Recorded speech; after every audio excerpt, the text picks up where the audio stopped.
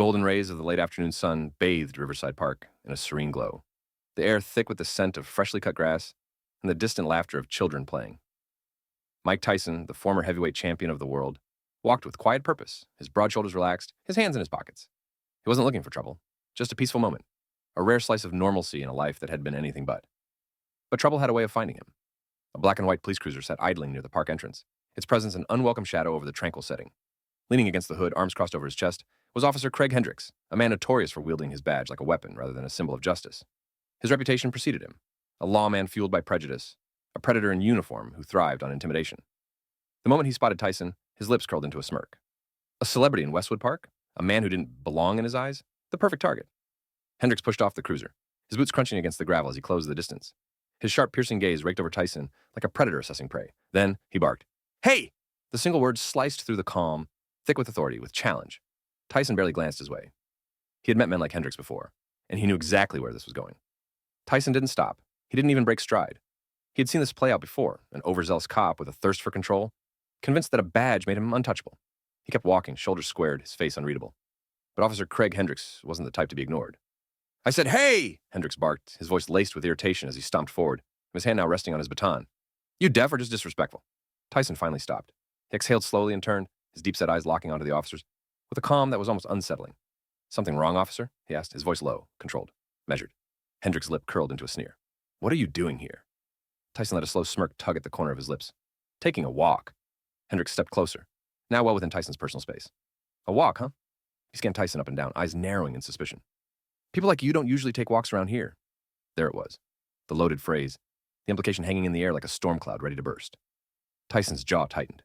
He knew exactly what Hendricks was doing, fishing for a reaction, looking for an excuse. But Tyson had spent years training for moments like this, not just in the ring, but in life. He had learned the power of patience, of self-control. But even patience had its limits. "Didn't realize fresh air required a permit," Tyson said, his voice edged with something dangerous now. Hendricks chuckled, the sound thick with condescension. "Smart guy, huh? That mouth of yours is going to get you in trouble." Tyson's gaze didn't waver. "Only if you're looking to cause it." The officer's smirk disappeared.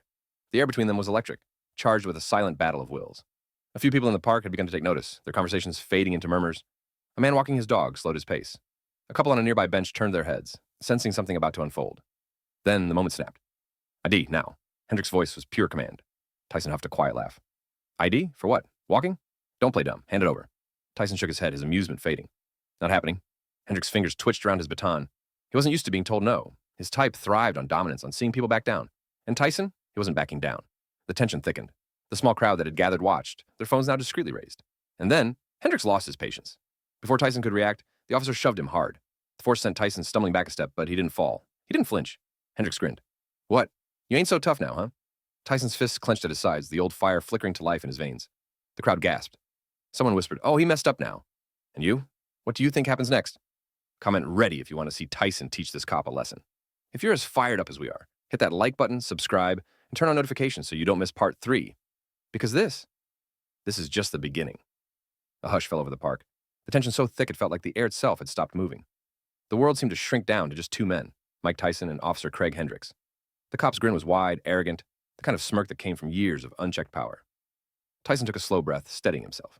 He wasn't a hot-headed kid anymore. He wasn't some reckless fighter looking for trouble. He had learned control. But there was something about the smug satisfaction on Hendricks' face, the way he had shoved him like he was nothing, like he was just another nameless man to push around, that made his blood simmer. Hendricks took a step closer, tilting his head with mock curiosity. "What's the matter? Thought you were some big tough guy." He tapped his baton against his palm, the slow, deliberate rhythm a silent warning. "Not so scary without the gloves, huh?" Tyson's jaw tightened, but he still didn't move. His every muscle was coiled, but he kept them in check. "I told you, I'm just walking," he said, voice low, dangerous. The crowd watching from the sidelines knew. They could feel it in the air. The people who had started recording weren't just filming another police encounter. They were capturing a moment they'd be telling people about for years. Hendricks wasn't done. He reached for Tyson's arm, gripping it like he owned him, fingers digging into his bicep. That was it. Tyson moved fast, too fast for Hendricks to react. A simple shift of weight, a twist of his shoulder, and suddenly the officer's grip was broken. Hendricks stumbled back a step, his smirk faltering. "Take your hands off me," Tyson said, his voice like steel, low and vibrating with barely restrained fury. Hendricks hesitated for just a second, but his pride wouldn't let him back down. His eyes darted around at the crowd, saw the phones, the people waiting, and he made his next move. With a snarl, he swung his baton. A rookie mistake. Tyson's reflexes, honed from years of dodging the fastest punches in the world, kicked in. He slipped the baton strike effortlessly. shifting his head just enough to let it pass inches from his face. Hendricks overextended, his balance off. Tyson's eyes flashed. A lesser man might have taken the shot right then and there, but Tyson didn't. Not yet. He let Hendricks stumble, let the officer feel the weight of his own miscalculation. Hendricks recovered, his face now red with embarrassment. The cocky smirk was gone, replaced by something uglier, rage. "You just assaulted an officer," Hendricks spat. Tyson scoffed. "Man, you assaulted the air." The words hit like a slap. Hendricks' hand hovered near his holster now, his breaths coming faster. The crowd murmured in alarm, and just like that, the stakes had changed. The baton was one thing, but a gun? That was something else entirely. Tyson's fists, still at his sides, twitched. He wasn't a killer. He wasn't a criminal. But if Hendricks went for that gun, this fight was about to turn into something no one could walk away from. The world stood still for a moment, the tension so sharp it could have cut through steel. Officer Craig Hendricks, his face contorted with rage and bruised ego, had his hand hovering dangerously close to his holster. Tyson saw it. The crowd saw it. The air in Riverside Park grew thick with an unspoken fear. This was no longer just a heated encounter. This was about to explode. Hendricks' breathing was ragged, his eyes flickering between Tyson and the crowd that had gathered, their phones raised, recording every second. He had lost control of the situation, and he knew it. The only thing left was to take it back, the only way he knew how. Force. With a guttural snarl, he lunged. His baton cut through the air, a black blur of polished wood aimed straight for Tyson's ribs. A move meant to break a man, to send him to the ground gasping for air. But Tyson was built different. With the precision of a predator who had spent a lifetime dancing on the edge of violence, he sidestepped just enough for the baton to miss its mark. Hendricks' swing carried too much weight, too much anger, and suddenly his balance was off. That was all Tyson needed. A single fluid movement, a step, a pivot, and then crack. Tyson's right fist met Hendricks' ribs with the force of a freight train. The sound of the impact was sickening, a deep, hollow thump that made the watching crowd flinch. Hendricks let out a strangled gasp as the air was forced from his lungs. His knees buckled, his face twisting in shock.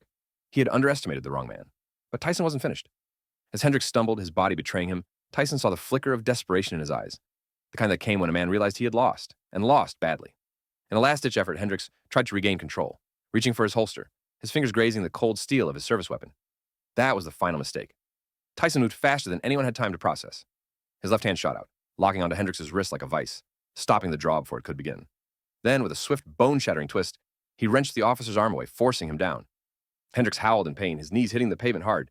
The gun, never even fully drawn, clattered to the ground beside him. Hendricks howled in pain, his knees hitting the pavement hard. The gun, never even fully drawn, clattered to the ground beside him. The watching crowd erupted, a mix of gasps and stunned silence. Some cheered, some just stood frozen, their minds struggling to process what had just happened. Tyson didn't move. He stood tall over the broken cop, his breast steady, his fists clenched. "You don't want to do this," he warned, his voice as cold as steel. But the look in Hendricks' eyes, it said he still hadn't learned his lesson. Hendricks knelt on the pavement, his breath coming in sharp, ragged gasps. Pain radiated from his ribs, where Tyson's punch had landed, the force of it still reverberating through his body. His right arm throbbed from the brutal twist that had disarmed him. He had never felt this kind of helplessness before, not in his uniform, not in his entire career. But even as he knelt there, beaten, humiliated, his mind refused to accept defeat. His whole life had been built on dominance, on power, on making others bow to him, and now, here he was on his knees in front of a crowd, his authority shattered, his badge suddenly meaningless. His lips curled in a snarl. Number. He wouldn't go out like this. Tyson stood over him, his stance relaxed, but his fists still clenched, the same way they had been in every fight before a knockout. His eyes burned into Hendricks with an unspoken warning. Stay down. But Hendricks wasn't the kind to take advice. With a sudden desperate movement, he lunged for the gun on the pavement. The crowd screamed. Someone shouted, "No!" Others scrambled back, sensing the violence about to unfold. But Tyson had already seen it coming. Before Hendricks' fingers could even close around the grip of his firearm, Tyson's foot came down, crushing the officer's hand against the cold asphalt. A sharp crack echoed through the street as bones gave way under the sheer force. Hendricks let out a guttural scream, his entire body convulsing from the shock of pain. His free hand clutched his wrist, his face twisted in agony. Tyson didn't move. He didn't step away, didn't look away. His foot remained firmly in place, pinning the officer's hand down, making sure there was no second attempt. "You just don't learn, do you?" Tyson muttered, his voice calm, almost disappointed. Hendricks' breath hitched in his throat. The fear finally crept into his eyes, pushing past the arrogance, past the hate. For the first time, he knew what it felt like to be powerless. The gun lay inches away, out of reach, useless now. The badge on his chest didn't matter anymore. The uniform, the authority, it all meant nothing. And the worst part, the whole world was watching. Phones were still recording. The faces in the crowd bore no sympathy, only judgment. The once feared Officer Craig Hendricks was no longer the one in control. Tyson finally lifted his foot, stepping back. Hendricks cradled his shattered hand, sucking in air between his teeth, his pride broken beyond repair. This wasn't just about a fight. This was about power shifting in real time. And for the first time in his life, Hendricks realized he was on the wrong side of it. For a long, breathless moment, the only sound in Riverside Park was the shallow, pained breathing of Officer Craig Hendricks. He lay there, hunched over, cradling his broken hand, his body trembling from pain and humiliation. His once proud uniform was now covered in dust, his badge glinting under the fading sunlight like a relic of authority that no longer held weight. The crowd stood frozen, phones still raised, capturing every moment. But this wasn't just a fight anymore, this was a reckoning. Tyson stood tall, his body a silent testament to controlled power. His fists were no longer clenched, his breathing steady, as if this was nothing more than another round in the ring. But his eyes, sharp and unwavering, never left Hendricks. Then came the whispers. He deserved that, someone muttered. Damn, he tried to shoot him, another voice said, disbelief laced in their words. The murmurs grew, swelling into a wave of realization. This wasn't just a street altercation. It was proof. Proof of everything people had been saying about men like Hendricks, about the abuse of power, about how justice only worked for some. And now, for once, the roles had reversed. Hendricks coughed, forcing himself up to his knees. His face, twisted with pain, was also filled with something else. Fear. Not just of Tyson, but of what came next. His eyes darted from face to face, seeing nothing but cameras, nothing but witnesses. The control he had once wielded over others, the fear he instilled in them was gone. And then it hit him. This video, this moment, was never going away. Tomorrow, his name would be everywhere. The internet was already buzzing, the first clips hitting social media. Headlines were forming in real time. Racist cop gets what's coming to him. Mike Tyson humiliates corrupt officer in shocking showdown. Officer attacks unarmed man and pays the price. Hendricks' face turned pale as the weight of his actions crushed him. This wasn't a bad day at work. This was the end of his career. He tried to speak, to salvage whatever pride he had left, but the words wouldn't come. Tyson exhaled, then took a step forward. Hendricks flinched. You're done, Tyson said, his voice calm, final. Go home, before you lose more than just your badge. The crowd erupted into a chorus of gasps and knowing chuckles. And that was it. Hendricks, broken in every way a man could be, stumbled to his feet, clutching his wounded hand as he staggered back to his cruiser. He moved like a man who had just witnessed his own downfall in slow motion. The people watched. The cameras rolled, and the legend of what happened in Riverside Park was born. What do you think? Did Hendricks get what he deserved? Comment justice if you think Tyson did the right thing, or coward if you think Hendricks should have fought harder. Don't forget to like, subscribe, and turn on notifications for the next explosive part. Because trust me, this story isn't over yet. Hendricks stumbled toward his cruiser, his broken hand clutched tightly to his chest, his breath shallow and uneven. Each step he took was heavier than the last, not just from the physical pain, but from the weight of what had just happened. He had lost. Not just a fight, but something far worse. His authority, his reputation, his control. The once feared officer who had patrolled the streets with unchecked arrogance was now reduced to a humiliated, defeated shell of himself. The crowd parted as he passed, but not out of fear, out of disgust. A voice rang out from the gathering. That's what happens when you mess with the wrong one? Another chuckled. Guess that badge don't mean much now, huh? The words cut deeper than any punch Tyson had landed. Hendricks had built his career on intimidation, on making people feel powerless. But now, he was the one drowning in it. He could feel their eyes on him, their judgment piercing through him like knives. He reached for the door handle of his cruiser, but his fingers, still trembling, fumbled with the grip. His body betrayed him, weak and shaking, refusing to cooperate. This wasn't how it was supposed to go. His mind raced. Maybe he could spin this. Maybe there was still a way to come out on top. But then he heard it, the sound that sealed his fate. Sirens. The distant wail of police vehicles approaching fast. His backup, was finally arriving. But now it was too late. They weren't coming to rescue him. They were coming to investigate. The crowd shifted as two squad cars pulled up, their red and blue lights flashing in the darkening sky. Officers stepped out, their expressions unreadable as they took in the scene. The broken baton, the scattered gun, the fallen cop. One officer, a senior lieutenant, walked toward Hendricks, his eyes narrowing as he took in the man's disheveled state. What the hell happened here? Hendricks opened his mouth, ready to spin a story, to salvage what little dignity he had left. But then he caught sight of the phone still recording, the dozens of witnesses watching, the undeniable truth reflected back at him. There was no saving this. He swallowed hard, his throat dry as sandpaper. The lieutenant looked from him to Tyson, then back to him again. You attacked an unarmed civilian? His voice was laced with something dangerous. Disbelief, anger, disgust. Hendricks said nothing. One of the officers bent down, picking up the gun that had fallen from Hendricks' grasp. He held it up, inspecting it. You pulled your weapon? His voice was sharp, the implication clear. Hendricks felt his stomach drop. The lieutenant exhaled, shaking his head. Then, in a cold, clipped tone, he muttered the words that sent a final, crushing blow to the disgraced cop. Hand over your badge and gun. You're done. Hendricks' world shattered. The silence that followed was deafening. The crowd, once buzzing with murmurs and scattered laughter, now stood in stunned quiet, absorbing the weight of what had just happened. Officer Craig Hendricks, once feared, once untouchable, was finished. His face was frozen in shock, his good hand hovering near his chest as if gripping his last shred of authority. But it was gone, stripped away in an instant. The lieutenant's outstretched hand remained firm, demanding what Hendricks had never thought he'd have to surrender. Badge, gun, now. Hendricks swallowed hard, his throat burning. His fingers trembled as they reached up, undoing the clasp on his badge. It felt heavier than ever before, a weight that had once given high justice served. Mike Tyson takes down a power-hungry cop in a viral showdown. And Poe justice served. Mike Tyson takes down a power-hungry cop in a viral showdown. Mike Tyson takes down a power-hungry cop in a viral showdown, where but now symbolized everything he had lost. Slowly, reluctantly, He placed it into the lieutenant's palm. Then came the gun. The cold steel that had once been his safety net, his ultimate weapon of control, now felt foreign in his grasp. With a deep, shuddering breath, he unholstered it and set it down beside his badge. The lieutenant barely spared him a glance. Instead, he turned to the other officers and nodded. "Escort him out of here." Hendricks' jaw clenched.